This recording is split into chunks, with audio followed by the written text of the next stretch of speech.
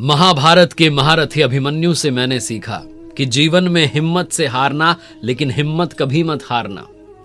महारथी अभिमन्यु के बारे में बहुत कुछ लिखा जा चुका है। किसी ने कहा कि उसके रण और कौशल से जब बड़े बड़े योद्धा हारे थे, तब छल और प्रपंच कौरवों के बने सहारे थे। छल और प्रपंच का सहारा लेकर के उस महारथी का वध किया था कौरवों ने। वो चाहते थे कि ये हट जाए हमारे रास्ते से, वरना शायद आज ही हमारा युद्ध खत्म हो जाएगा, शायद आज हम सबकी मृत्यु हो जाएगी। इतना वीर शूरवीर अभिमन्यु, उनके जीवन से क्या सीखा जा सकता है, उसके बारे में बात करते हैं। आप देख रहे हैं लर्निंग सीरीज सीखोगे नहीं तो जीतोगे कैसे। मेरा नाम है आरजे कार्तिक। अभिमन्यु, जिनकी मां भगवान श्री कृष्ण की बहन सुभद्रा जी थी, जिनके पिता धनुर्धर अर्जुन थे, अपने पिता के बहुत सारे गुण इस बालक में विद्यमान थे। अपने पिता से धनुर्वेद की बहुत सारी शिक्षा ली थी, शस्त्र चलाना सीखा था, और 16 वर्ष की आयु में बालक इतना वीर बन चुका था कि बड़े बड़े योद्धाओं से टकराने के काबिल था। इसीलिए तो चक्रव्यूह में हंसते हंसते प्रवेश कर गया। कहा जाता है, दो कथाएं बड़ी प्रचलित हैं। पहली तो ये कि जब धनुर्विद्या के बारे में बातचीत होती रहती थी माता और पिता के बीच में, जब ये बालक मां के गर्भ में था, जब अभिमन्यु मां के पेट में पल रहा था, तब धनुर्विद्या के बारे में चर्चा चल रही थी और चक्रव्यूह को तोड़ना सिखा रहे थे पिता अर्जुन उनकी मां सुभद्रा को। और उस चर्चा के बीच में मां को नींद आ गई, वो चर्चा अधूरी रह गई। पिताजी ने यहां तक सिखा दिया था कि चक्रव्यूह कैसे तोड़ना है, बाहर निकलना नहीं सिखा पाए और मां सो गई। और दूसरी कथा ये भी बड़ी प्रचलित है कि भगवान श्री कृष्ण और अर्जुन अक्सर चर्चा किया करते थे और उसमें सुभद्रा भी शामिल हो जाती थी चर्चा में। और एक बार ऐसी ही चर्चा चल रही थी अर्जुन और सुभद्रा के बीच में चक्रव्यूह को लेकर के, और बालक पेट में था, मां के गर्भ में पल रहा था। तब उस चर्चा के बीच में भगवान श्री कृष्ण पहुंचे और तब तक अर्जुन ने सिर्फ ये बताया था कि चक्रव्यूह को कैसे तोड़ा जाता है। तब भगवान श्री कृष्ण अर्जुन को अपने साथ लेकर के चले गए किसी काम से, और वो चर्चा अधूरी रह गई। जो पेट में पल रहा था शिशु, वो नहीं समझ पाया कि चक्रव्यूह वापस कैसे उससे बाहर निकलना है, और ना ही मां ये सीख पाई। इसके पीछे एक और बड़ी कहानी फेमस है। लोक कथाओं में कहा जाता है कि भगवान श्री कृष्ण ने वो जानबूझकर किया था, क्योंकि अभिमन्यु चंद्रदेव के बेटे थे, और चंद्रदेव के बेटे को श्राप मिला था धरती पर मनुष्य बनकर रहने का। तो चंद्रदेव ने कहा था भगवान श्री कृष्ण से कि आप, मुझे बेटे की बहुत याद सताती है, आप उसे 16 वर्ष की आयु में ही वापस भेज देना। तो शायद ये सब भगवान को पहले से पता था। ऐसी भी कथाएं प्रचलित हैं। आइए शुरुआत करते हैं 5 लर्निंग्स की। क्या सीखा जा सकता है अभिमन्यु के जीवन चक्र से। सबसे पहली लर्निंग जो कि अभिमन्यु सिखाते हैं, उनके नाम में ही है अभिमन्यु, निर्भय होना सिखाते हैं, निडर होना सिखाते हैं। अभिमन्यु की उम्र सिर्फ 2 वर्ष थी, तब उनके जो पिता थे, परिवार था, उन्हें भेज दिया गया अज्ञातवास पर। और जब वो लौटे तो कौरवों ने उनके साथ राज्य बांटने से पांडवों के साथ इनकार कर दिया। इसलिए युद्ध जो था वो होकर के रहना था। इस युद्ध की तैयारी में 1 वर्ष और बीत गया। तो इस प्रकार से कहा जाता है कि कुरुक्षेत्र के युद्ध के समय अभिमन्यु 16 वर्ष के थे। महाभारत का वो संग्राम छिड़ चुका था, पितामह धराशायी हो चुके थे, और उनके पश्चात जो द्रोणाचार्य थे वो सेनापति बन चुके थे, और इधर जो अर्जुन थे वो पूरे पराक्रम के साथ युद्ध कर रहे थे। बहुत भीषण युद्ध चल रहा था। ऐसा लग रहा था कि कौरवों की तबाही जो है निश्चित है, सब खत्म हो जाएंगे। भगवान श्री कृष्ण अपना पांचजन्य शंख जो है, जब जब उसकी ध्वनि गूंजती थी उनके शंख की, तब तब अर्जुन के बाणों से कौरवों की सेना में हाहाकार मचता था। यही सब चलता रहा एक दिन, पूरे दिन। दुर्योधन बहुत चिंतित हुआ, गुरु के पास गया और कहने लगा कि अगर पांडवों को नहीं रोका गया, अर्जुन को नहीं रोका गया, तो हम कभी भी हार सकते हैं। इसलिए फिर ये चाल चली गई कि क्या किया जाए। तो पांडवों में सिर्फ अर्जुन था जो चक्रव्यूह को तोड़ना जानता था, और अर्जुन को चक्रव्यूह से दूर करना था। ये प्लानिंग बनाई गई कि चक्रव्यूह जो है उसकी रचना की जाएगी, लेकिन उसके लिए अर्जुन को पहले दूर भेजा जाएगा। समसप्तक योद्धा जो थे उनसे लड़ने के लिए भगवान श्री कृष्ण अर्जुन को रणभूमि के दूसरे छोर पर लेकर के गए, और यहां चक्रव्यूह की रचना कौरवों ने कर ली, जिससे पांडवों को घेर लिया। अब बड़ा कमाल का संवाद है, बड़ा अद्भुत संवाद है।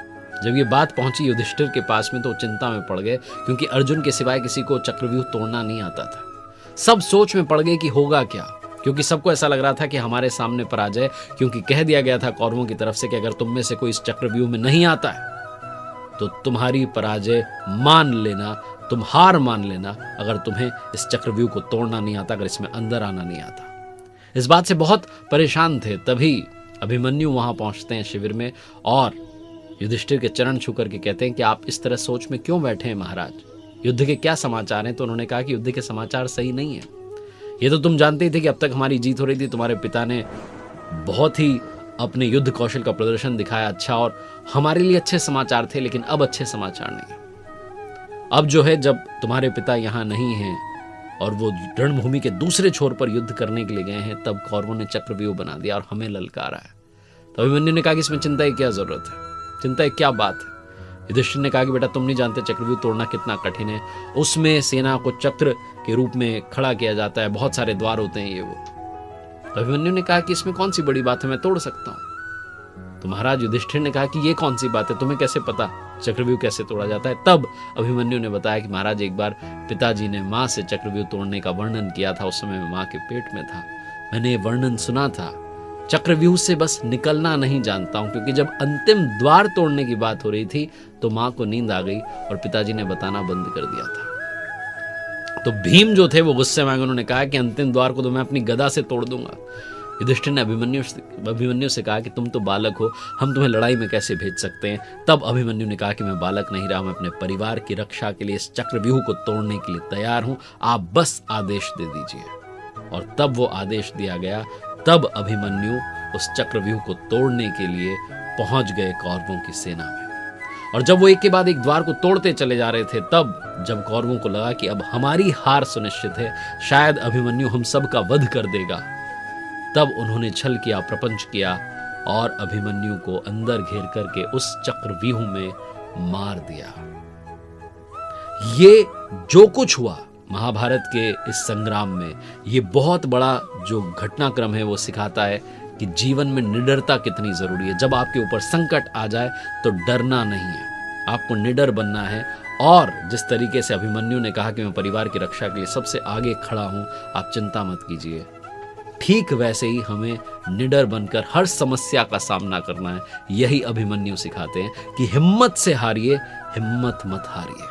दूसरी बड़ी सीख जो कि अभिमन्यु से मिलती है वो है अपना काम पूरा कीजिए, अधूरा मत छोड़ दीजिए। अभिमन्यु जब चक्रव्यूह में अंदर घुस चुका था तो पूरा काम करना चाहता था, सबको नष्ट करना चाहता था, सबका वध कर देना चाहता था। अभिमन्यु ने तो वध करना शुरू कर दिया, लेकिन उन कौरवों ने तो अभिमन्यु की हत्या की, क्योंकि वो छल और प्रपंच का सहारा लेकर के आगे बढ़ रहे थे। युधिष्ठिर महाराज ने जब अभिमन्यु से कहा कि आप चले जाओ चक्रव्यूह में, और जब वो पहुंचे पहले द्वार पर अभिमन्यु, तो गुरु द्रोणाचार्य खड़े थे। अभिमन्यु ने दूर से उनके चरणों में बाण छोड़ करके प्रणाम किया और फिर बाणों की बौछार करते हुए चक्रव्यूह के अंदर घुस गया। उनके पीछे भीम और दूसरे पांडव वीर भी थे, लेकिन अगले द्वार पर जयद्रथ था, जिससे अभिमन्यु का भीषण संग्राम हुआ। अभिमन्यु अंदर चला गया, लेकिन जयद्रथ ने बाकी पांडव वीरों को उस चक्रव्यूह में अंदर नहीं आने दिया। अभिमन्यु अकेला पड़ गया, वो अकेला ही सबसे युद्ध करता चला गया। उसके बाणों की जो बारिश हो रही थी, उससे कौरवों की सेना घबरा चुकी थी, उनमें खलबली मच चुकी थी। चक्रव्यूह के अंदर फंसा हुआ अभिमन्यु शेर की तरह लड़ रहा था, उसने दुर्योधन के बेटे का वध कर दिया। उसके बाद जब कौरव योद्धाओं को लगा कि अब तो हमारी हार निश्चित है, तो उन्होंने सारे नियमों का उल्लंघन कर दिया और एक साथ अभिमन्यु पर वार कर दिया। कर्ण ने उसका धनुष और रथ नष्ट कर दिया, बाकी योद्धाओं ने उसको ऐसे घेर लिया जैसे लकड़बग्घे घायल शेर को घेर लेते हैं। और चक्रव्यूह के बाहर जो फंसे हुए थे पांडव, वो बस अभिमन्यु की चीखें सुनते रह गए और कुछ कर नहीं पाए। और बाद में दुशासन का जो बेटा था, उसने अभिमन्यु को मार दिया। हालांकि मरने से पहले अभिमन्यु ने उसे भी मार ही दिया था। कहते हैं कि वीर अभिमन्यु की मृत्यु से पांडवों की सेना में शोक छा गया था। जब अर्जुन वापस आए, उन्होंने समाचार सुना, उन्हें मालूम चला कि अभिमन्यु को क्यों नहीं बचाया जा सका, क्योंकि जयद्रथ बीच में आ गया था। जयद्रथ ने अपना पैर जो है अभिमन्यु के सर पर रखा था, गिरे हुए अभिमन्यु के सर पर, मरे हुए अभिमन्यु के सर पर। तो समझ गया अर्जुन की अब मुझे सबसे पहले जयद्रथ का वध करना है और सूर्य डूबने से पहले मैं इसे मार दूंगा। ये अर्जुन ने प्रण कर लिया था। उनका प्रण सुनकर के अगले दिन जयद्रथ जो था वो कौरवों की सेना में छुप करके घूमता रहा। बहुत लड़ाई हुई, लड़ते लड़ते शाम हो गई। अचानक ऐसा लगा कि सूर्य छिप गया, जयद्रथ सामने आ गया। उसे लगा कि अब तो मुझे कोई मारेगा नहीं। सूर्य फिर से चमकने लगा और भगवान श्री कृष्ण का वो चमत्कार था, उन्होंने अपने सुदर्शन चक्र से थोड़ी देर के लिए सूर्य को छुपा लिया था। अर्जुन ने एक ही बाण से जयद्रथ को उसका सर काट दिया, उसे जमीन पर गिरा दिया। पांडवों के शंखनाद से आकाश गूंज उठा। ये वो पूरी कहानी है उस चक्रव्यूह की।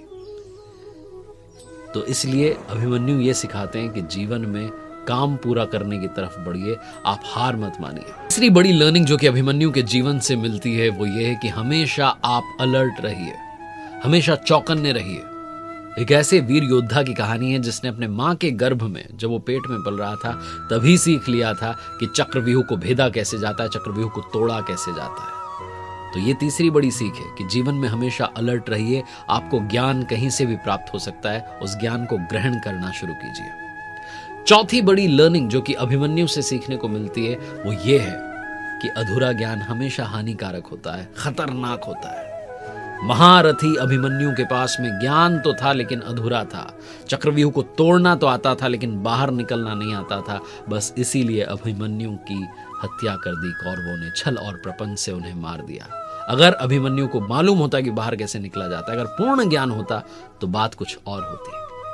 और अंत में पांचवी सबसे बड़ी लर्निंग जो कि अभिमन्यु के जीवन से मिलती है, जीवन के चक्रव्यूह में, जो हमारी जिंदगी है उसके चक्रव्यूह में जाना हमारा कर्म है और उससे बाहर निकलना उसका फल है। फल पर हमारा अधिकार ना आज है, ना कल था, ना कभी हो सकता है। हमारा सिर्फ अधिकार कर्म पर है और हमेशा रहेगा। इसलिए इस जीवन के चक्रव्यूह में इतना ज्ञान लेकर के आइए, अभिमन्यु की तरह बनिए, जो अंदर जाने का रास्ता जानता है, जिसका कर्म बड़ा ताकतवर है और वो उसे वहां तक ले जाता है। फल जो है उस पर छोड़ दीजिए, बचाना, आगे बढ़ाना, पीछे ले जाना सब उसकी माया है। आप अपने कर्म में कमी मत रखिए, यही अभिमन्यु हमें सिखाते हैं। तो ये 5 बड़ी बातें, उम्मीद है आपको ये वीडियो पसंद आया होगा और आपने बहुत कुछ सीखा होगा। देखते रहिए हर सोमवार सुबह 9:30 बजे मेरे साथ एक नई कहानी और हर शुक्रवार सुबह 9:30 बजे लर्निंग सीरीज का एक नया वीडियो। कर दिखाओ कुछ ऐसा कि दुनिया करना चाहे आपके जैसा।